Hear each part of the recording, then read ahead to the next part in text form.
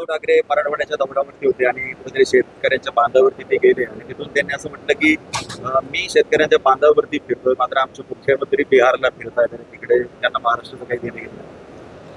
असं आहे की 32,000 कोटी रुपयाचं सगळ्यात मोठं पॅकेज राज्याच्या निर्मितीनंतर माननीय मुख्यमंत्री देवेंद्रजी फडणवीस साहेबांनी जाहीर केलं.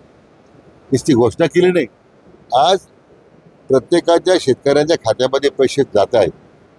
एकट्या नगर जिल्ह्याचा जर विचार केला आपण तर साधारण 1300-1400 कोटी रुपये आज आमच्या शेतकरी बांधवांच्या खात्यामध्ये जमा झाले.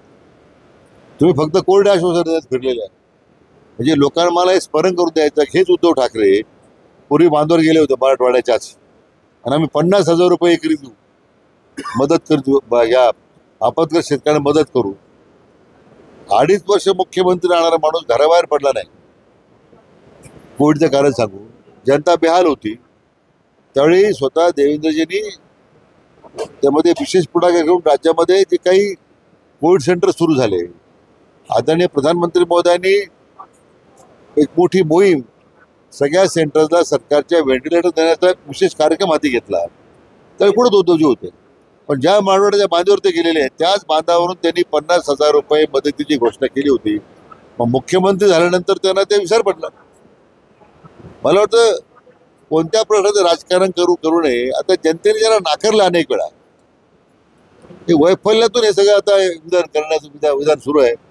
महायुती सरकारच्या विरोधात ही भूमिका त्यांची जी आहे, शेवटी माननीय देवेंद्रजी या राज्याचे लोकप्रिय मुख्यमंत्री आहेत आणि ते जरी बिहारला प्रचाराला गेले असतील तर पक्षाची एक भूमिका असते. तुमचा पक्ष शिल्लक राहिला नाही त्यामुळे तुम्ही काय भूमिका घेणार. त्याने दुसरं असंही टीका केली मुख्यमंत्र्यांनी उपमुख्यमंत्र्यांवर की राज्यात गृहमंत्री नाही तर गृहकला मंत्री आहेत, नगर विकास नाही तर नगर विकास मंत्री आहेत. अर्थ नाही तर माझं म्हणणं तेच आहे ना की सत्ता गेल्याचं एवढं वैफल्य आहे. सत्ता गेली, पक्ष गेला, पक्ष संपला, आता उर्वरित जे काही थोडाफार शिल्लक येतो या महापालिकेच्या नगरपालिकेच्या स्थानिक स्वराज्य निवडणूक संपणार आहे, ही भीती आहे. मग त्या भीतीपोटी आणि वैफल्यातून हे सगळी टीका आहे. फार लक्ष द्यायची गरज नाही. हरियाणामध्ये 15 लाख कर्ज आहेत ते बोगस आहेत असा दावा आता गांधींनी पुन्हा एकदा केलेला आहे. बिहार नंतर पुन्हा आता हरियाणाकडे असं आहे. वोटच्या संदर्भामध्ये जो मुद्दा आमचे सहकारी आशिष शेलारने जो मांडला मागच्या 2 दिवसामध्ये, त्याचं उत्तर द्या तुम्ही. वोट जे हा तुम्ही जो माध्यमातून जे दुबार मतदान वाढवलंय त्यातून त्याच्याबद्दल तुम्ही बोलत नाही. आता मतदान यादी जाहीर झाल्यानंतर 1 महिन्याचा कालावधी असतो, त्याच्यावर तुम्हाला हरकती घेण्याची मुभा असते, त्यावेळी झोपा काढल्या तुम्ही. आज तुम्ही त्या मतदार यादीवर राजकारण करता.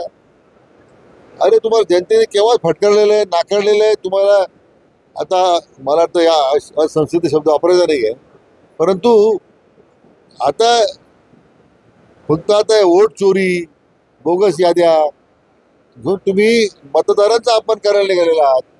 बिहारच्या निवडणुकीमध्ये तुम्ही वोट चोरीचा मुद्दा उपस्थित केलाय. तिथे बिहारची जनता तुम्हाला धोबीपछाड करणार आहे. ज्या ज्या ठिकाणी, कारण जनतेचा तुमचा प्रश्नाचा संबंध नाही. आज एवढे ऑपरेशन सिंदूर नंतर देशाचं सगळ्या जगभरामध्ये जगाचा आपल्या देशाचा दबदबा झाला. तुम्हाला साधं प्रधानमंत्री मोदयांचं, शेवटी ते देशाचे प्रधानमंत्री आहेत, कोणत्या पक्षाचे नाही आहेत. त्यांचं अभिनंदन करण्यापेक्षा तुम्ही आमच्या भारतीय दलांचं, सैन्य दल असेल, वायुदल असेल, नौदल असेल, यांच्या हेतूबद्दल तुम्ही शंका घ्यायला लागला. मला वाटतं तुमची बौद्धिक दिवाळखोरी वेळ उघड झालेली आहे. तुमच्या वोट चोरीच्या आरोपानं जनता बोलणार नाही. जनता तुमची जागा तुम्हाला या निवडणुकीत बिहारच्या असेल, हरियाणा असेल, येणाऱ्या सगळ्या निवडणुकीमध्ये जनता या राहुल गांधी त्यांच्या पिलावळ जे आहे त्यांना जागा दाखवल्याशिवाय राहणार नाही. हा विश्वास आमच्या प्रत्येकाच्या मनात आहे.